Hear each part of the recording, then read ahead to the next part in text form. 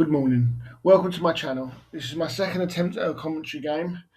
This one features Julian Hodgson, an up-and-coming British player, against Nigel, who was still searching for his third and final Grandmaster norm.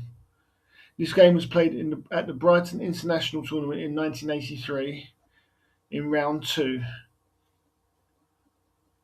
The game started with knight f3 and proceeded into a King's Indian attack.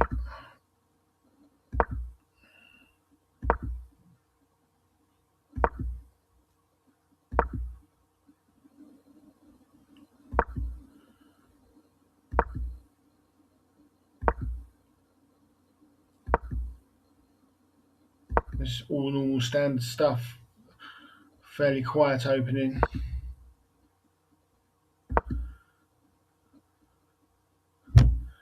And here's the first critical moment of the game.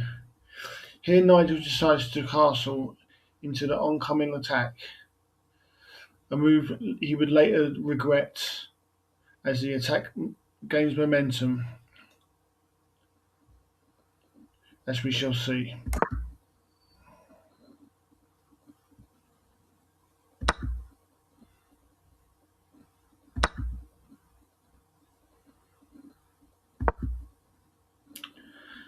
Here Nigel retreats the knight to e8, quite a passive square.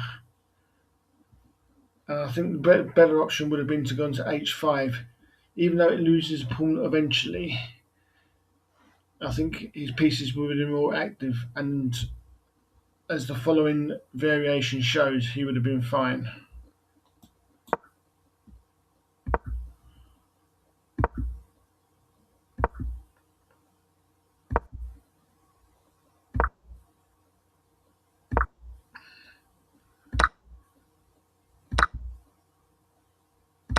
Here he's lost the h-pawn, but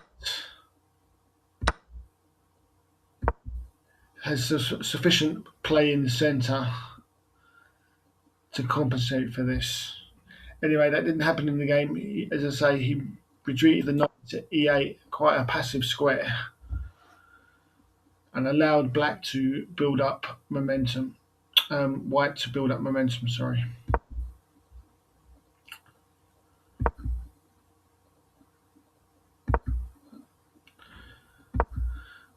Nigel continues to play on the queen side, ignoring any threats on the king side. Perhaps he didn't believe that the king side was a real threat and thought that he might be able to break through on the queen side. But an interesting double-edged position, although the engine thinks that white is better by this stage already. This move brings the queen into the attack, also supports g5, which is going to be important for white when he decides to push the h-pawn in order to break through. Again, Nigel just moves his knight away from the king side, but perhaps planning to go to e6. Again, this just reinforces the fact that the bishop is now defending the g-pawn, and the h5 breakthrough is coming soon.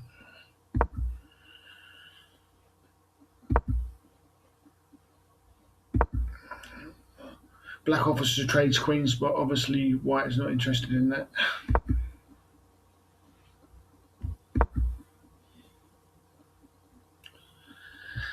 Now here the breakthrough could happen, or as the move played, forces the queen back off a decent diagonal.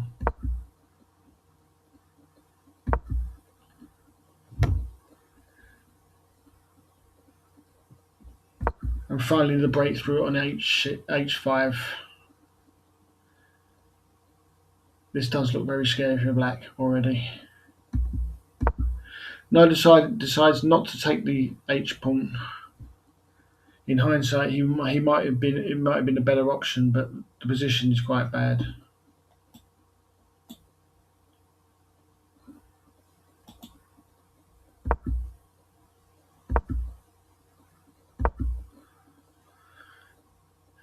this could have occurred, but as I say, the position's bad anyway for black.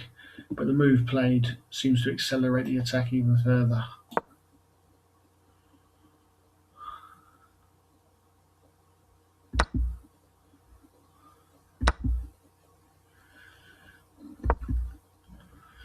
Bring another pawn into the attack, threatening to bust open the position and play f5 as well. Something that Nigel couldn't allow.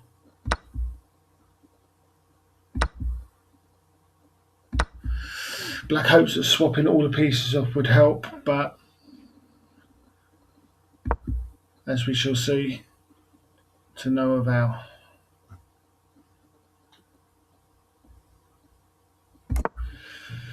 Getting his king to safety and bringing another piece into the attack. Black continues to try and force something on the queen side, but in reality, his king side is going to fall apart very quickly.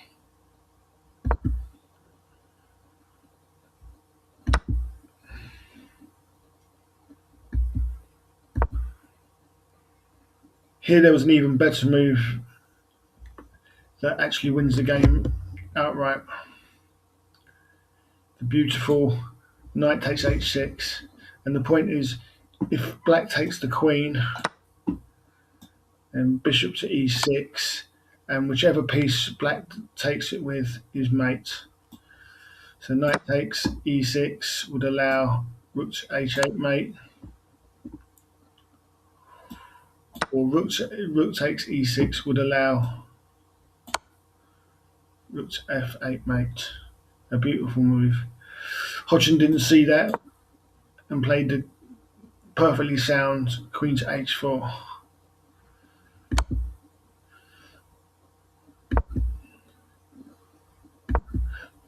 Of course, black is now threatening mate in 1. Unfortunately, he never gets a chance to carry this threat through. This is the last game of the move of the game.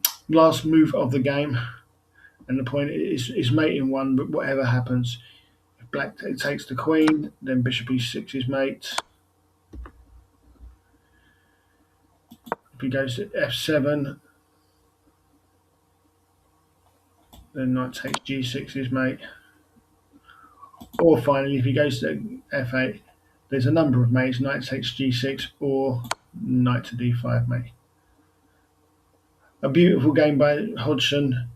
A game that was double-edged, but white's kingside attack forced its way through before black's queenside attack could ever get going. Thank you very much for watching. Hope you enjoyed it. Any comments or feedback, please leave below. And please like and subscribe. Thank you.